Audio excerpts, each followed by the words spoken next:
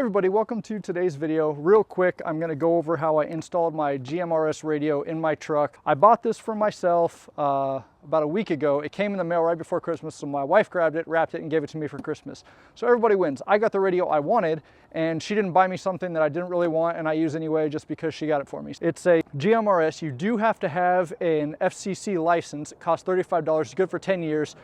Super easy to get, no class required. You just pay the money and then you get it. Anyway, you can watch videos on what you're supposed to do, how to do it and everything. This is just gonna be how I installed it. I went with the Midland MXT575. So the MXT500 and 575 are the same radio, same 50 watt GMRS radio, but the 575 has all of the display and menu in the handset itself, whereas the 500 has all of the settings and stuff on the radio itself. And the way I have this mounted down below the steering column, I wanted it all on the handset so I can grab it, I can see what channel I'm on, I can adjust it there, and then just stick it back up. Now the speaker is on the radio, so I couldn't put it inside of my glove compartment because then it would be all muffled and I'd have to have the glove compartment open to hear everything on it. So that's why I put it down here. But I'm going to set it up real quick and give you guys a quick tour and show you how I wired it, how I ran the wires back for the antenna,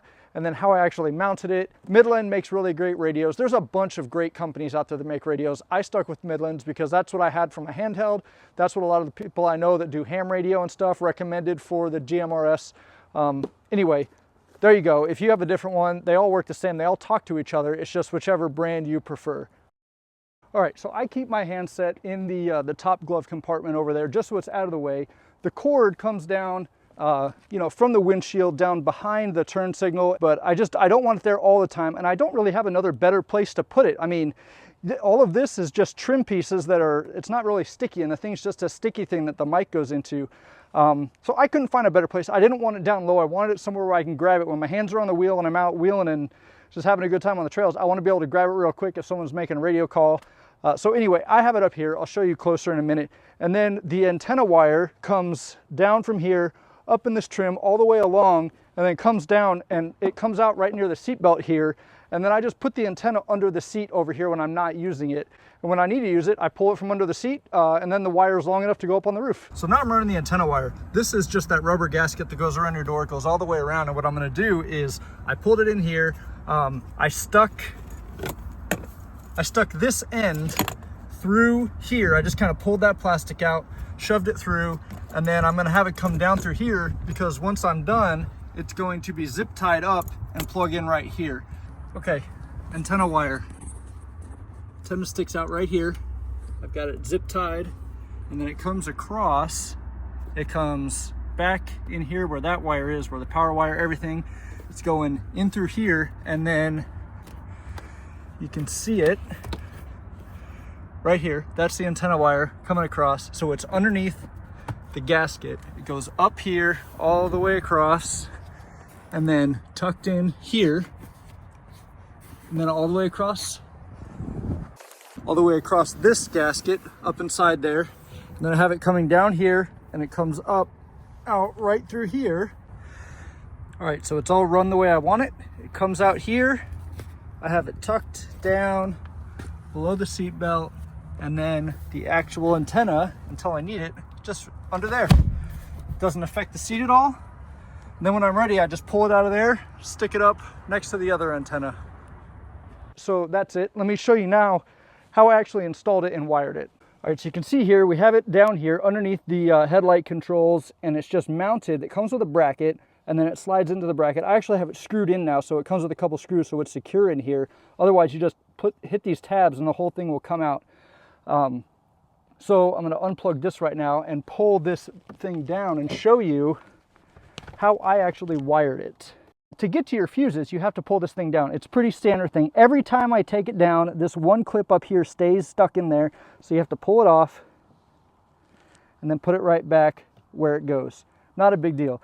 You can take this whole thing off with two screws here that I think they're 7mm, but if you unplug this, the whole car starts beeping at you saying, hey, the headlight thing is unplugged, and it's just annoying. I don't know how to make that turn off, so I just leave it on there. But I want to show you the way I have everything wired. I'm going to bring the camera in a little closer and show you, because I have a dash cam wired up in here, and now I have my GMRS radio wired up in here.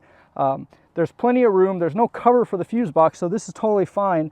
I can still access everything. If I might have to pull one out to get to one behind it, but in the 30 years I've been driving, I have only had one fuse blow, so it's not a normal occurrence. I have not had a lot of issues where fuses are blowing and I'm in here messing with it. So I'm happy with the way it is, but I used a triple fuse to wire this one up, and all of the triple fuses I bought on Amazon are the same. They have these weird plastic humps on it that don't fit. I actually had to trim it down to get it to fit in there, and I'll show you that in a minute as well. All right, so I'm in the truck now so I can be out of the way and show you what I have wired where. So you'll see this one up here, that's fuse number 28. That is always powered. That is what I have for my battery power to my USB-C that powers my dash cam. It also ties into auxiliary power down here, which is fuse 35. And then it also grounds, and there's a great grounding spot right up here that I have both the ground for the dash cam and the radio hooked up to right now. And then I used this at the very bottom on the right. There's a triple fuse. Fuses number 21 and 22. It's auxiliary power. It already has a 15 amp circuit in there, so I added a 10 for this because it's a 50 watt radio. Watts are volts times amps. We're a 12 volt system. So it should not be pulling more than 5 amps because that'd be 60 watts. Even if there's some loss in the line or whatever, 10 is more than enough. 10 would put out 120 watts. So 10's more than enough. The fuses in the lines themselves are 15, but the fuses in the wires are to keep the wires from burning up. The fuses down here are to protect the circuitry and protect the actual battery of the vehicle. So they don't have to be the same number. You can have one lower than the other. You just run a risk of blowing the lower number if the thing is rated to actually pull 15 amps and you're putting a 10 amp. This one shouldn't pull more than 5, so a 10 is more than enough. The fuses in the wires, like I said, are 15, so I'm not worried about having any electrical issues here. Now, I want to show you, this is a triple, like it's a micro something triple, add a circuit or add a fuse. So what you do is you pull the fuse out, put that one in the front, and that keeps the current circuit alive. And then this wire comes out the back and you can add a fuse in there, and that's what I have my 10 amp, and that's what protects this wire off to the side. Now you have an additional circuit. So the issue though, and I'm going to actually change the angle in here so I can show you what I'm talking about, is there's little plastic pieces on this all the way along. You can see some ribs on it, and let me move behind the camera to see, make sure you can see it. Yeah, you can sort of see it there. Okay, so right here you can see there's 3 grooves, and then there's high spots here, there, and on the side. So what I had to do is I had to take a knife and actually trim the outside pieces down a little bit, and I'll pull the actual add a fuse in there that I had, and I just used a pocket knife. So when I did it, I just took my knife out and just trimmed down those pieces. It took me about 10 minutes, maybe only 5 minutes, but you're just trimming these things down because the metal is perfect, it'll fit in there, but you can't get past the plastic in there with the little edges on here. Maybe you can find a set that doesn't have these. These are the ones I bought. I bought 3 different ones, and all of them had the same setup. So you got to trim it down on this side, on that side, and then flip it over. Okay, so back to it. Trim down the actual fuse. So you can see there, I'm cutting down the outside of it. So basically, I'm just taking a knife, trimming down this part here so it's flat and it can fit inside of the fuse holder. Let me pull this out and I'll actually show you. So hopefully you can see the difference here between these two. So on the edges, I trimmed them down flat. On this one, you can see it's not trimmed. On that one it is. You just got to get it and understand it's not going to fit in there. If I tried to stick this one inside one of the empty ones, it wouldn't fit because the plastic will not go past the housing here. But once you trim it down, it fits in just fine. So I'm going to put this one back in. Like I said, this one is in the fuse slot 2122, the bottom right. That's accessory power. And basically, you're just adding a circuit to an existing one.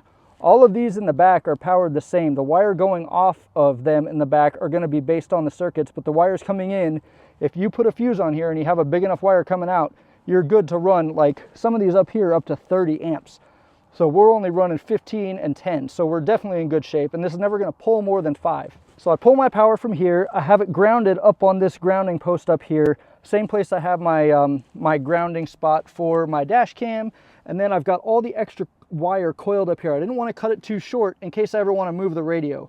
So I just spun it back and forth, zip tied it to the existing wiring harness. And then once I close this up, it's all hidden. It's not an issue at all. I did run the power wire underneath here, up and through here, and then around, just so it's up and out of the way. Same with the antenna. I ran the antenna wire down up here. It goes out here through the side, up into this section, and then up all the way back to the back. So now I want to show you how I actually installed the radio itself, the hardware. It comes with a bracket. I have the bracket screwed in with 3 small screws through this plastic, and it was holding just fine, but I got my hot glue gun and just put glue on the back side for 2 reasons. 1, to hold the screw a little bit stronger, and 2, to make sure there was no sharp thing that might possibly rub against a wire and take the insulation off of it. It's not going to ground to this because this is just through plastic, but I don't want it, actually it could technically ground through this because it's metal to here and then it's attached to this and this has a ground. I don't know if it would or not, but you never want to have sharp stuff around wires because you could strip it out. So that's how I installed it. If I ever do have to pull it out, I just come in here with a little bit of, you know, I could use heat or I could just pull this glue off, pull the screws out. There's going to be 3 tiny holes. I can put plugs in there or I could just leave them because they're really small screws. But anyway, that's how I installed it. And then it just slides into the bracket and there's 2 screws to hold it in place and it's really secure in there. So I'm going to put this back up. So one of the other cool things about this radio is it has this USB-C coming out the top. It's just a charge thing. So I used to have a iPhone cable coming out of my little Mophie MagSafe charger here, and it would droop over the column here, come down through here and plug into the USB-C here to charge it. It was not hooking my phone up via cable to the AirPlay. That was all wireless. But by doing this, I just took a cord, stuck it down in here, have it come out, and then it's plugged into here. So now this is being powered so I can charge my phone just by throwing it up here, and it's being charged through here. It's only on when the accessory power is on, but this powers whether the radio is on and off. So it's on or off. So it's great. Anytime the vehicle is on, this is going to be here and I can hit my phone up there and charge it. No big deal. It frees up the USB-C over on the center console for any other stuff you want to charge, if you have a passenger or whatever. And then I also have my little media box in here, which has completely fixed the audio issues that I was having before, where audio from the phone wouldn't go through, but everything else was working. So this little Signature Lux RP24 Pro media, I've already done a video on it. It's working great. No issues so far. I really like it. All right, so I've got my antenna up there. The cable just comes out through here. I looked all over the door. This is the best place where the cable doesn't get pinched or anything when you open and close the door. Anywhere else, the cable has to make like a pretty sharp bend. If you had it come out through here, if you have it come out through the top, anywhere else, it's gonna have a pretty sharp bend. This lets it just kind of go straight through. You can see, I mean, it's a little bit bent, but you just kind of stick it up there. It's a little bent, but you just kind of stick it up there and it comes out without any major bends and it works pretty darn well. You could also just have it going out through the window and not have the window all the way up. Lots of different ways you could do it. That's the way I do it. It's out of the way enough that when you close this door, it's not pinching, it's not doing anything weird. It just fits right there. So for me, that was the perfect way to do it. All right, so the truck's on now. The radio is not on yet, but you just press and hold this top button, turns the radio on, tells me I'm on channel 22. I can change channels up here. GRSM has, I think, like 30 channels total. You have your low power channels down 1 through 7. And then you go into the high power channels of 15 through 22. And then there are a bunch of repeater channels, but if you keep going up, it'll go back to 1. Really, and there's a lot more to it. You can go into like privacy codes and stuff like that. I don't know how to do all that stuff, and it doesn't actually keep other people from chiming into your call. It just keeps all the other chatter on your channel out. So you hear squelching, and then you'll hear only the people that have your same privacy code on coming through. But to me, you just get to a trail, you pick what channel you want to be on, and then everybody else is on that channel, and you just start talking. You're only talking line of sight. So if you're in the mountains and there's someone on the other side of the mountain on the same channel, you're not going to hear them unless there's a repeater up on top of the mountain. But anyway, this is how I have it set up. It just sits up here. I could be driving along, I hear a radio call, just grab it, you know, talk, whatever you want to do. You can also have it scanning. So right now it's going through all the channels. I'm in my neighborhood. Nobody around me is on their GRSM radio. So it's not like there's a whole bunch. This is not a police scanner by any means. This is just a GRSM scanning through the 30 available channels. I haven't played with it enough to get into the repeaters. This thing can act as a repeater, I think, and then you can also tie in two repeaters. And there's something about you can be on certain channels where you're hearing everybody but you can't talk. I don't know. I just stick with the regular channels when I get out there, and then I will give my buddy... There you go. We heard somebody talking on channel 3. Like I said, the speaker is on the radio itself. That's why I didn't put it in the glove compartment, because you talk into this, but it's coming out, the voice on the other end is coming out from here. So you got to have this thing somewhere where you can actually hear what's going on. But anyway, if you're just happy with the handheld, like the walkie-talkie version, stick with that. I like the idea of having this thing up here, real easy to get to, and then you just, when you're done, you just stick it back up there. Anyway, that's how I have it mounted. It's pretty useful. I like the fact that I can charge my phone or have my phone charger hooked up to this instead of having a wire coming over to the other side. So if you guys have a GRSM radio, I'd be curious to know where you guys mounted it and how you use it. Do you keep it on all the time? Do you just use it when you're on trails? Or if you're on a road trip, just on regular highways, you could have, instead of being on the cell phone every time you need to talk, you could just have your GRSM. Then when I'm done, I just, power it off, unplug this, and I'll put this back in my glove compartment. And it's just down here powering my charger, and then I'll put my antenna away. And it's a strong magnet. So I recommend put it on one of the bumps so you can actually get your finger under it so you can undo that. So it's a strong magnet. It has this nice rubber, so you're not gonna mess up the paint. Unless you had a bunch of dirt and dust up there, then you would mess up your paint. Even the rubber, it's gonna be moving that stuff around. So for me, I just keep this right in here, stick all the extra wire, I put it under the seat belt here, and then stick all the wire inside, put the seat back down. And then it's out of the way. I got my wire back here now. The seat belt still works just fine, unimpeded, good to go. So, all right, everybody, so that's my GRSM radio. That's how I installed it. It's nothing special. It was not hard to do at all. I didn't have to take any body panels off.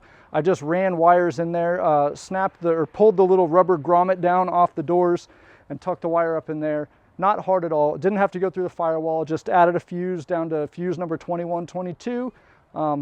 Super easy install. I think it's pretty cool. I like it a lot. Let me know what you guys think. Cheers. It's over!